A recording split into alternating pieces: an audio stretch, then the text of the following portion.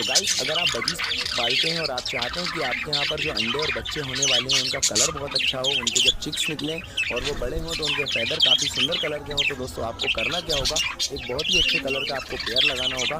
आज मैं आपको बताऊंगा कि आप अगर किस पेयर को लगाते हैं और उसके बाद उनका रिजल्ट कैसा निकलने वाला है। तो आपको दोस्तों यहाँ पर एक पेयर दिख रहा होगा जो कि बहुत ही सुंदर कलर का है और इसके चिक्स भी बहुत सुंदर निकले हैं। तो यहाँ पर जो आप पेयर देख रहे होंगे उस पेयर में आप सबसे आगे देख रहे हैं मेल और इसके पीछे आपको फीमेल दिख रही होगी। दोस्तों इन्होंने कुछ अंडे भी दे रखे हैं और इसका रिजल्ट भी मैं आपको दिखा देता हूँ। यहाँ पर ये चिक्स बाहर उड़ता हुआ आपको दिख रहा होगा, ये इन्हीं का चिक्स है और काफ़ी ज़्यादा सुंदर कलर में आप देख सकते हैं। इस तरह का पेयर अगर आप लगाएंगे तो आपको भी इस तरह के चिक्स मिलेंगे। दोस्तों कैसा लगा वीडियो?